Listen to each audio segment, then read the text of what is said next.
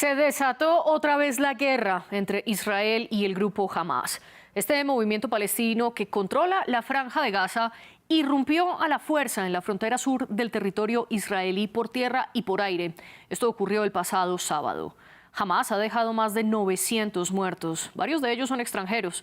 Estados Unidos, por ejemplo, confirmó que 10 de sus ciudadanos murieron allí y Reino Unido tiene personas desaparecidas. Un ataque no dejaba tantos muertos en Israel desde la guerra de Yom Kippur en 1973. La fuerza pública israelí respondió con fuerza contra Gaza y sus bombardeos han dejado alrededor de 600 muertos. Este es el repunte de violencia más grande de los últimos años allí, aunque la tensión viene de tiempo atrás. Veamos un breve recorrido por los hechos más recientes. En septiembre hubo enfrentamientos entre militares israelíes y manifestantes en la región fronteriza de la Franja de Gaza, en protesta por el trato a los palestinos en Cisjordania.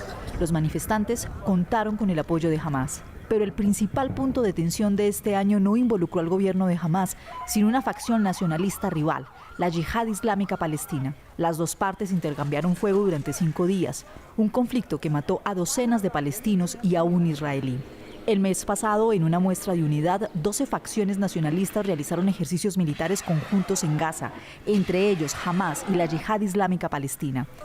En el poder desde 2007, Hamas gobierna la Franja de Gaza, mientras que la Yihad Islámica Palestina no busca el poder político, sino la confrontación militar con Israel. Ambos están clasificados como organizaciones terroristas por Estados Unidos y la Unión Europea. Esto en un momento en que Israel ha sido sacudido por meses de protestas masivas por una reforma judicial que ha sembrado división en toda la sociedad e incluso amenazas de rebelión dentro de las filas del ejército. Israel abandonó sus asentamientos en la Franja de Gaza en 2005, después de 38 años de ocupación, y 2 años más tarde impuso un bloque en el territorio que ha estado vigente desde entonces.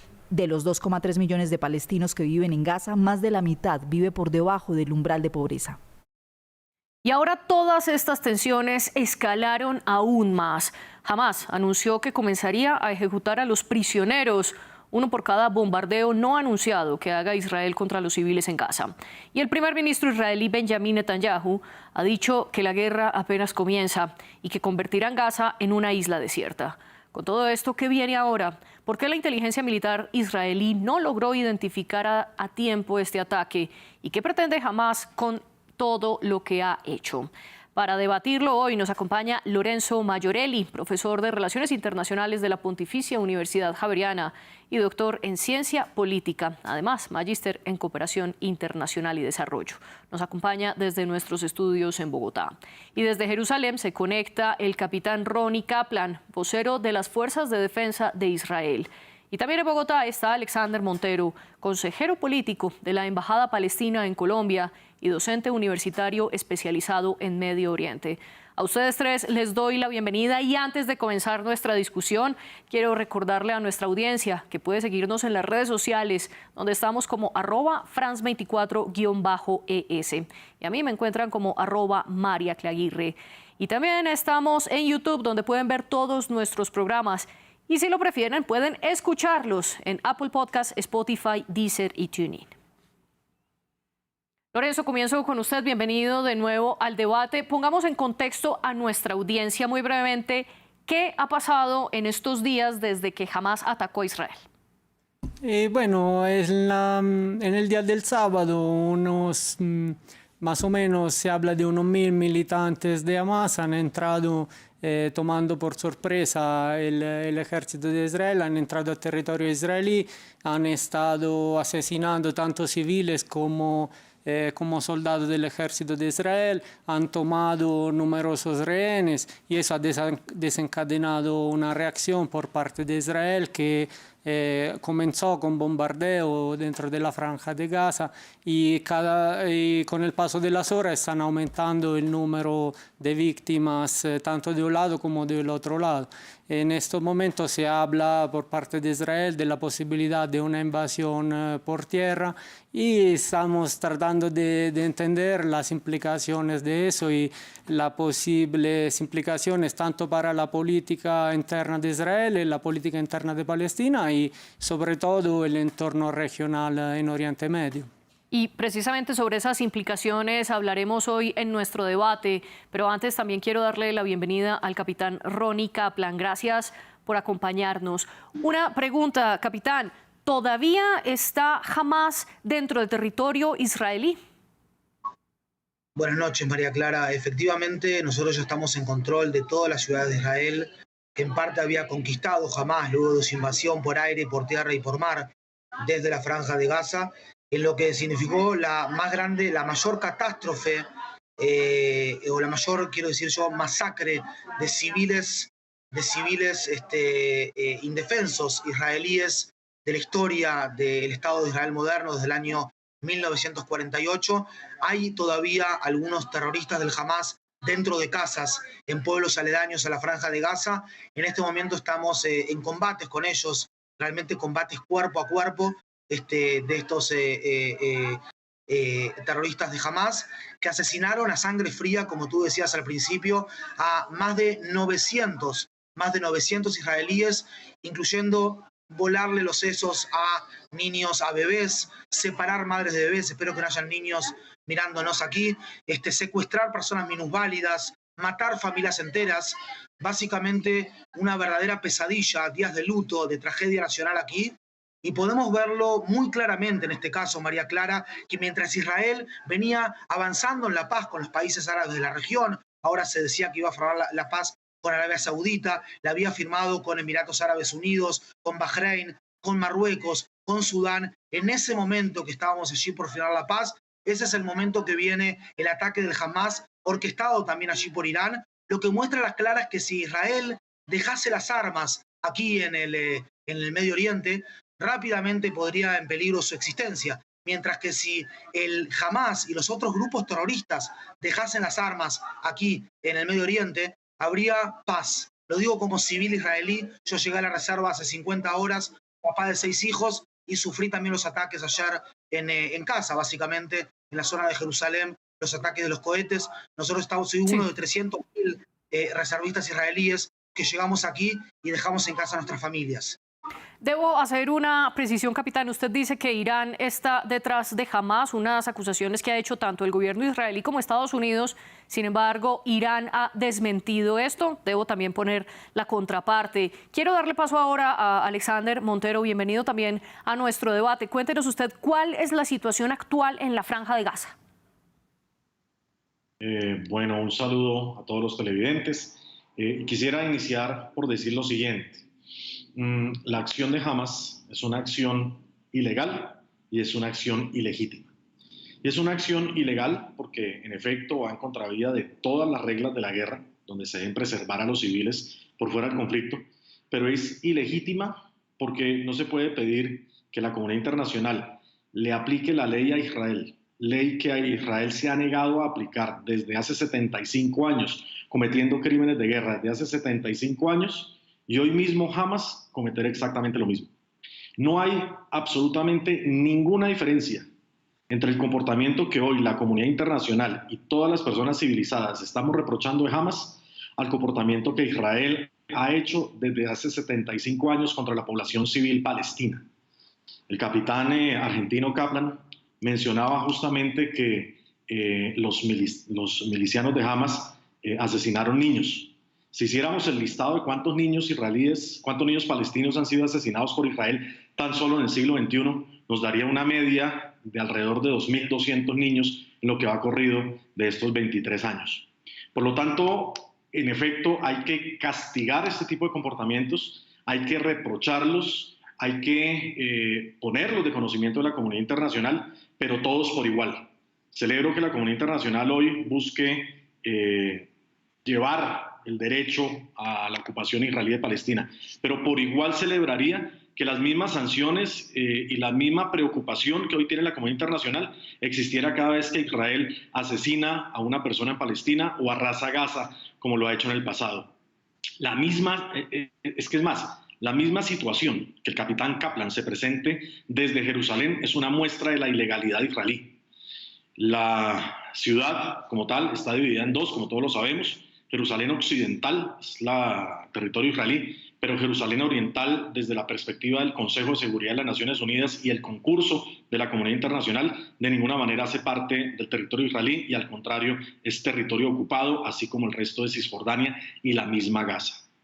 Esta Gaza, y aquí es donde viene realmente la pregunta que tú me haces, está enfrentando una crisis humanitaria desde hace prácticamente 17 años. La línea de pobreza de Gaza está alrededor del 85%. Israel cada vez que necesita realizar o tener un respiro político, arrasa Gaza con la misma excusa.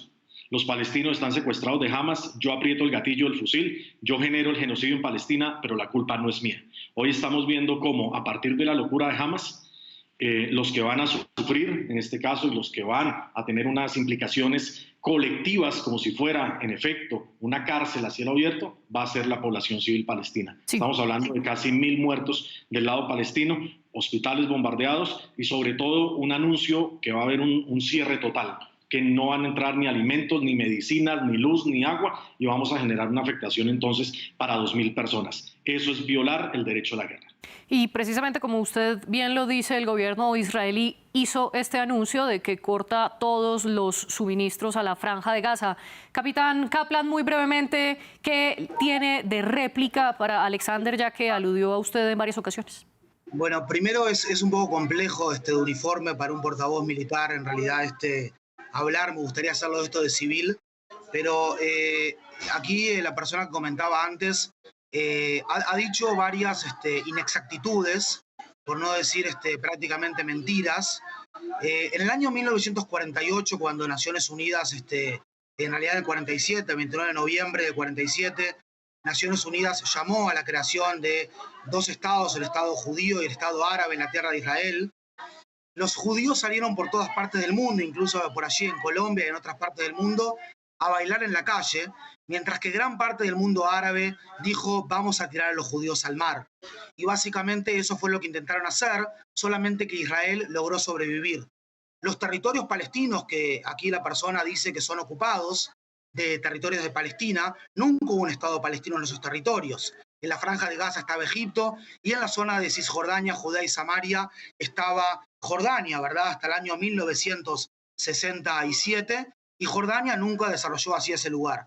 Yo no sé a qué se refirió exactamente con el hecho de que hay algo ilegal. Yo no soy argentino tampoco, soy uruguayo, vivo acá hace 20 años y esta es la tierra de la cual se exiliaron mis antepasados. Hace muchos años, es la tierra donde gran parte de la historia de mi pueblo ha sucedido, así que la siento también, tengo dos corazones, un uruguayo y un israelí, y cuando juega el fútbol Uruguay contra Israel, no sé exactamente por qué hinchar. Sí. Luego habló de que el Hamas en la Franja de Gaza hay mucha pobreza, pero en el año 1987, cuando se fundó, se creó el Hamas en la Franja de Gaza, el Producto Bruto Interno per cápita de Israel y de la Franja de Gaza era exactamente el mismo. Es aquí lo que vemos 35 años más tarde, o 36 años más tarde, una sociedad que va para el desarrollo de la innovación tecnológica, una sociedad que realmente ha creado el Waze, ha creado gran parte de la innovación que vemos hoy en día, que tenemos adentro de este celular, y el Intel Centrino, que nos permite tener estas computadoras, frente a otra sociedad que va hacia el lado del terror.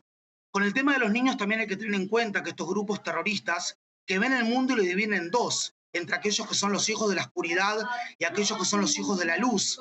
Nosotros obviamente somos los hijos de la oscuridad.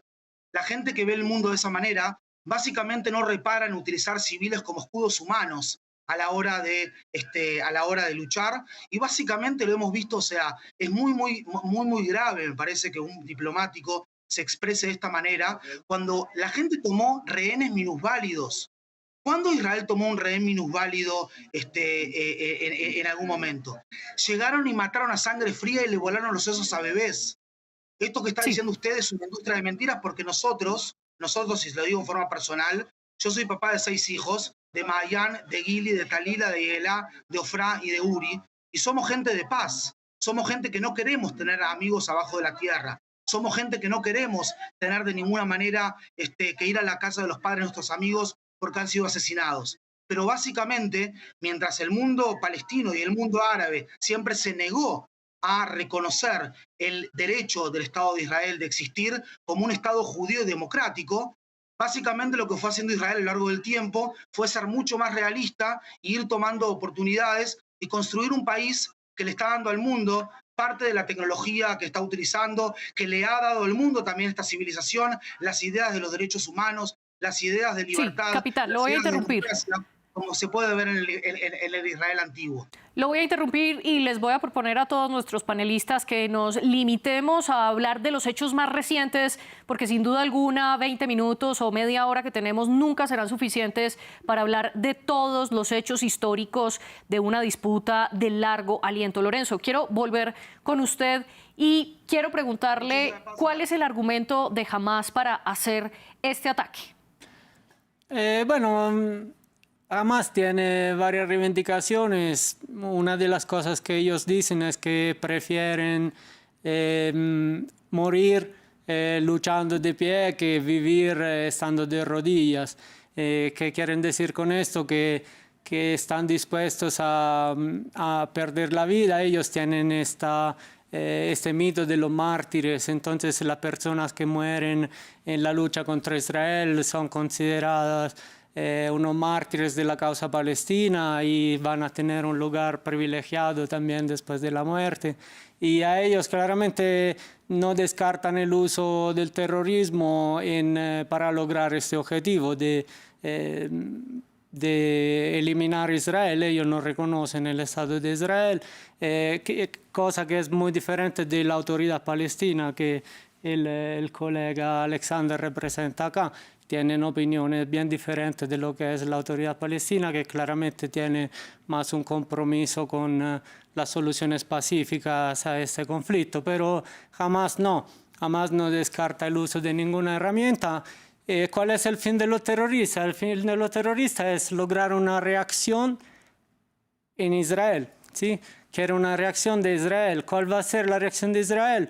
Al parecer va a ser una reacción violenta, un bombardeo, posiblemente una invasión por tierra y no sabemos cuáles van a ser las consecuencias de eso, pero como lo mencionaba el capitán, seguramente esto va a tener un impacto sobre todo en el mundo árabe, va a alejar a los países árabes que se estaban acercando a Israel. Esa va a ser una de las probables consecuencias de lo que está aconteciendo, y esto es complicado entender qué tanto hace parte del plan de Hamas y qué tanto son consecuencias imprevisibles de lo que está aconteciendo.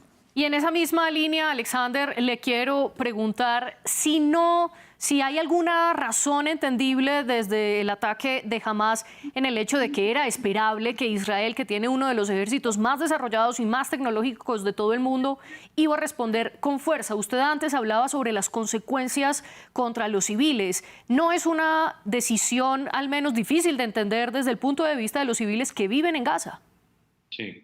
Mira, celebro la moción de orden que le pusiste al capitán Kaplan, porque una de las estrategias propagandísticas de Israel es empezar a irse por las ramas y a derivar en discusiones bíblicas e históricas un problema que a todas luces tiene una manifestación mucho más corta y mucho más inmediata. Es muy grave dos cosas que mencionó el capitán Kaplan. Por un lado, la situación no está para hacer chistes. A nosotros no nos interesan sus gustos futbolísticos, señor Kaplan. A nosotros lo que nos interesa son los crímenes de guerra que Israel comete y que Israel niega, entre otras cosas, de manera sistemática.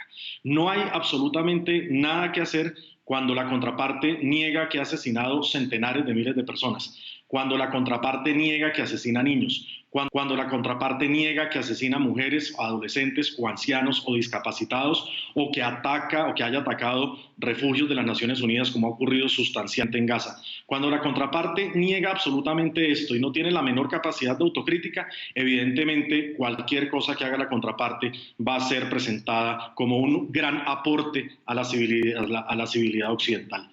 Entonces, acá estamos viendo, por un lado, un ejercicio propagandístico sustancial.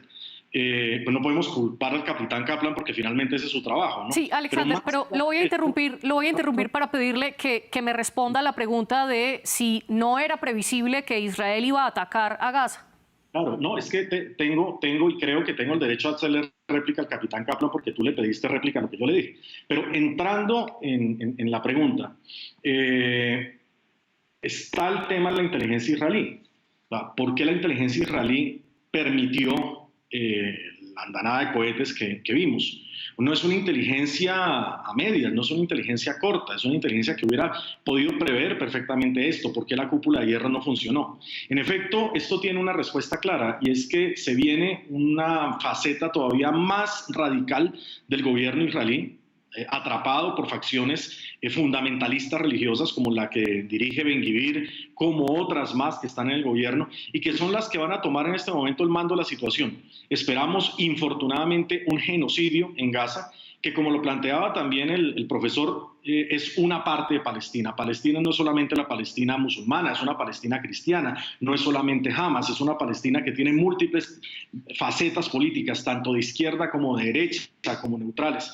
Pero al ocupante no le interesa eso, no le interesa si tú eres de izquierda, de derecha, niño, mujer, hombre, etc. Infortunadamente, eso es lo que vamos a ver, una sangría, una masacre que va a hacer Israel en Gaza frente a la pasividad de la comunidad internacional.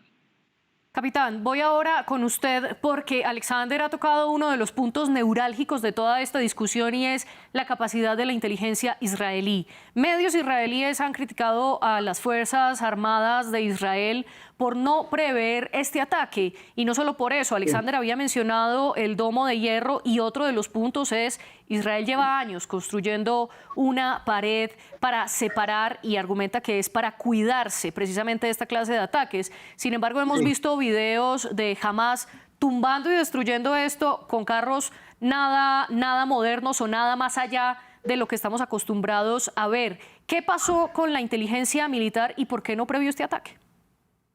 Le comento, María Clara, primero que nada, fue un fallo sumamente grave de la inteligencia israelí. No está claro qué sucedió. Yo, como les digo, hace 54 horas más o menos llegué acá al ejército, y básicamente estamos haciendo también esas preguntas. Entre lo que sucedió y lo que debería haber sucedido, hay una diferencia bastante grande, y vamos a esperar el tiempo de las investigaciones, de las comisiones de investigación, para entender las lecciones aprendidas, y realmente es un fallo muy grande. Fallamos en una concepción de pensar que por dejar a decenas de miles de gazatíes ingresar a Israel a trabajar, eso podría disminuir las intenciones de hacer atentados terroristas, y fue totalmente lo contrario. María Clara, quiero decir también que si yo hubiese sabido que esto era un debate, porque nadie nos dijo, también a tus televidentes, quiero contarles que no me dijeron, hubiese dormido por lo menos 5 minutos en las últimas 36 horas. Y también decirle a Alexander, María Clara, que yo entiendo, quizás hayan faltas allí que no conoce la historia, Alexander, hasta el final. Yo estoy muy dispuesto a seguir esta conversación. Lo hago desde un lugar constructivo y no estoy negando nada y no estoy haciendo ningún tipo de propaganda. No cabe la duda que la guerra no es buena para nadie. Yo no quiero que mis 6 hijos vayan 15, 16 años al ejército. Yo prefiero que acá no haya un ejército. El ejército es un mal necesario. Pero lamentablemente el establecimiento del Estado de Israel en la tierra de Israel desde el año 1948 a esta parte ha sido visto como una especie de anticuerpo por gran parte del mundo musulmán. El Estado de Israel es solamente 1/6 del 1% del Medio Oriente. Escuchen, 1/6 del 1% del Medio Oriente. Pero básicamente gran parte del mundo aquí en la zona no ha reconocido el derecho de existencia del Estado de Israel por una manera o por otra. Yo no estoy haciendo ningún tipo de propaganda. Yo, cuando me saque este uniforme, soy dueño de un diario aquí en Israel, tengo una empresa también, soy una persona civil que estudié en la universidad, y no estoy haciendo ningún tipo de propaganda. Yo lo que estoy diciendo es que realmente en el año 48, cuando el Estado de Israel se creó y se iba a crear un Estado también árabe, el mundo árabe salió a tirar a los judíos al mar, mientras que Israel constantemente fue de una forma constructiva y con realpolitik a establecer un país. Mientras que todavía podemos ver facciones del mundo palestino hasta este momento que quieren destruir el Estado de Israel de una forma genocida, inhumana, y de una forma realmente es una barbarie esto del estilo del Estado Islámico.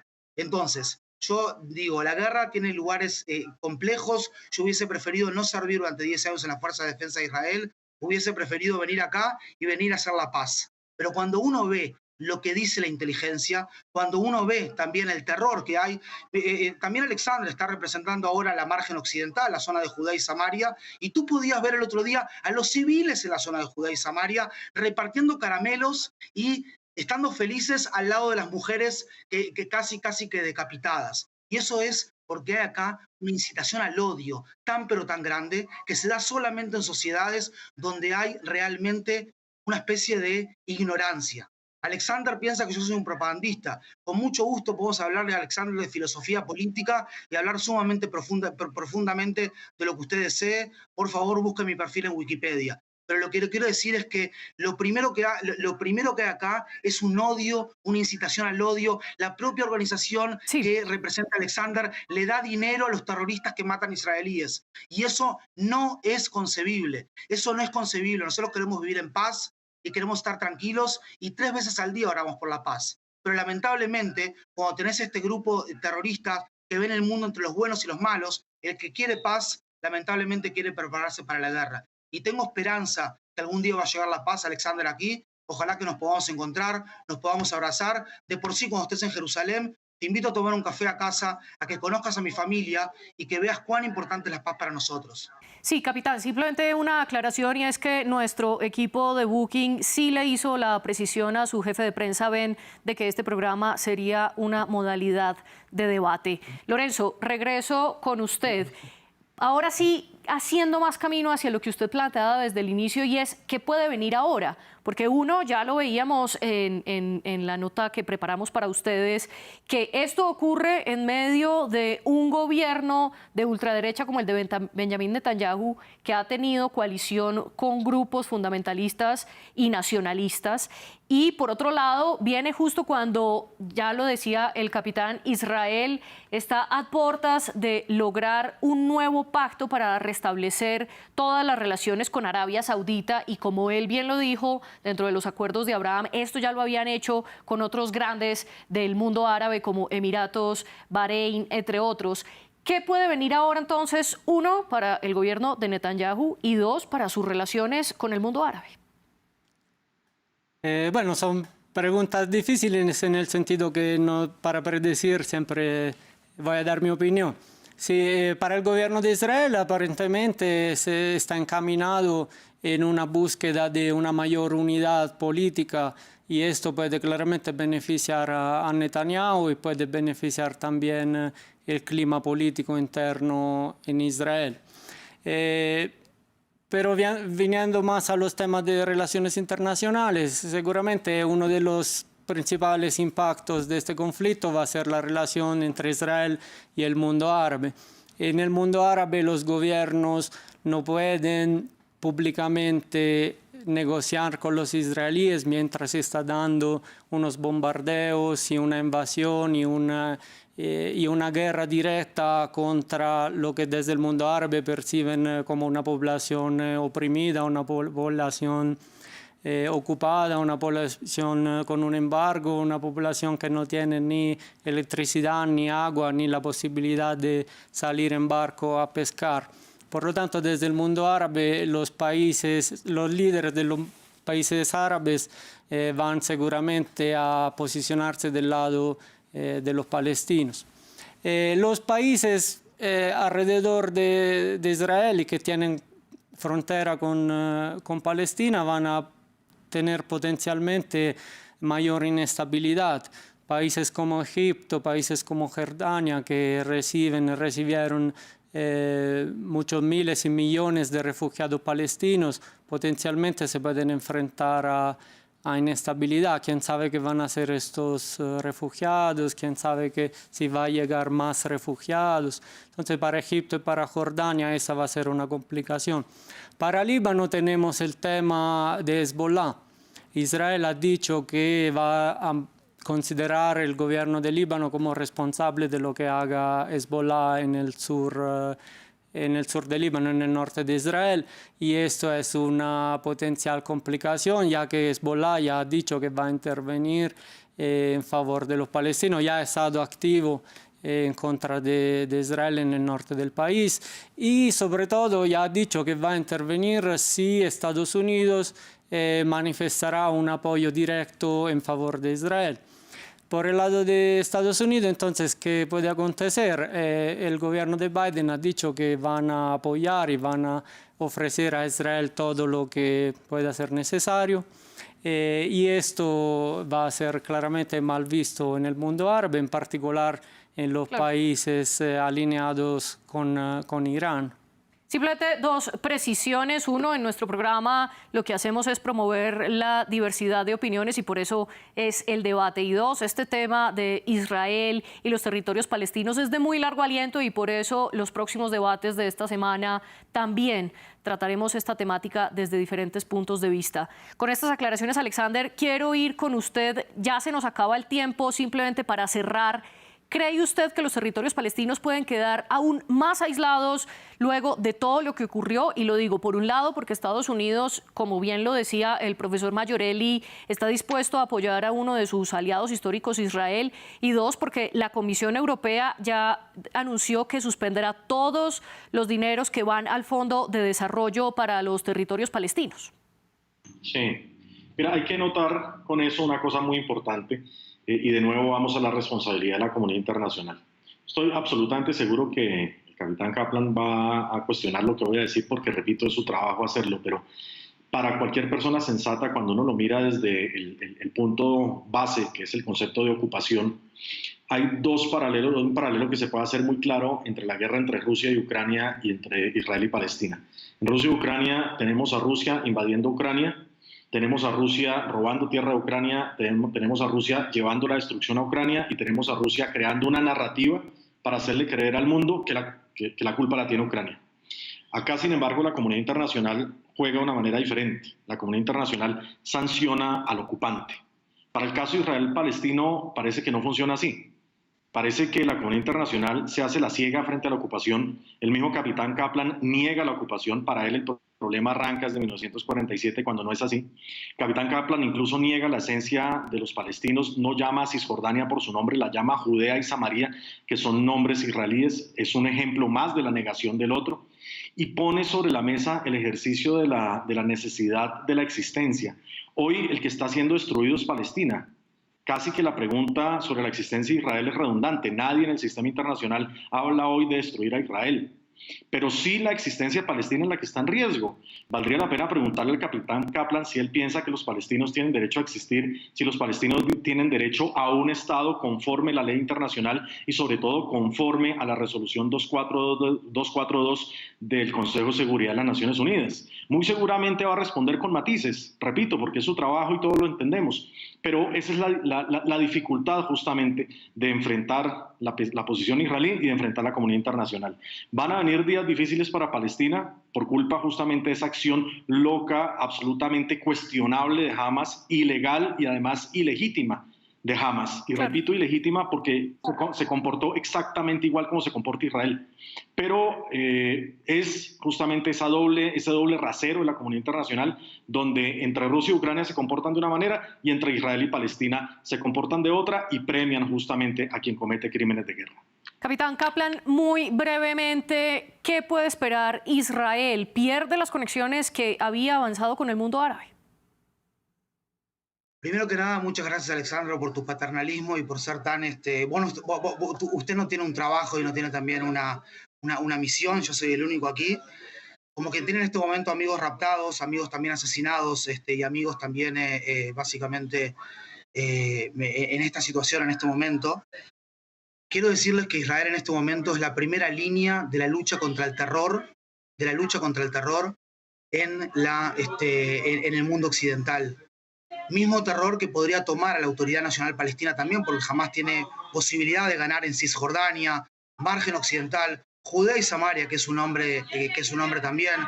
No estoy acá en temas semánticos, estoy más en temas estratégicos, pero sí quiero agradecer a Alexander por hacer una comparación tan poco propagandística, digo, en términos un poquito sarcásticos, entre el conflicto Rusia y Ucrania y el conflicto Israel-Palestina, que son realmente conflictos sumamente comparables, muy iguales. Por pregunta al profesor ahí si tiene algo que ver a los conflictos. Lo que quiero decir simplemente es que Israel tiene la mano, como se dice aquí, extendida hacia la paz con todos los vecinos de la zona. Alexander, te vuelvo a repetir, te invito a casa a tomar un café La esperanza es lo último que se pierde. Nosotros somos personas que queremos vivir en paz. Nosotros somos gente que queremos avanzar. Creo que se puede hacer entre Israel y la Autoridad Nacional Palestina. No es mi lugar para hablarlo aquí como militar. Hay que entender también que yo estoy en un lugar mucho más acotado que tú para hablar, que obviamente no tenés ningún tipo de interés y no tenés ningún tipo de trabajo. Yo soy el único que tengo trabajo acá. Pero lo que quiero decir es, nosotros vamos a vivir en paz a lo largo del tiempo acá, siempre y cuando el mundo árabe entienda que Israel es un hecho consumado. Está aquí para quedarse. Tanto las facciones más exacerbadas con las facciones menos exacerbadas. La organización que representa a Alexander le paga a terroristas por matar a israelíes. La organización que representa a Alexander no reconoce a Israel como un Estado judío y democrático y judío. Y la organización que representa a Alexander también ha perdido en este momento la ayuda de la comunidad internacional y de la Unión Europea justamente por incitar al odio y tanto incitar al odio. Yo diría Capitán, que mejor lo voy a interrumpir porque tomar un café se nos acaba el tiempo. Con más horas de sueño. Se nos acaba el tiempo. Lorenzo, muy brevemente, en 10 segundos, ¿qué esperar de todo esto? Lamentablemente, al parecer, la tensión va a escalar y esto es preocupante, sobre todo para nosotros que no estamos involucrados directamente y que nos situamos en el lugar de la población civil, tanto de Israel como de Palestina, que son los que van a pagar el precio de esta tensión y de este conflicto. Y precisamente sobre esto volveremos luego en el debate. Lastimosamente se nos acaba el tiempo. Lorenzo Mayorelli, Ronnie Kaplan y Alexander Montero, gracias por acompañarnos y ustedes sigan con nosotros en France 24.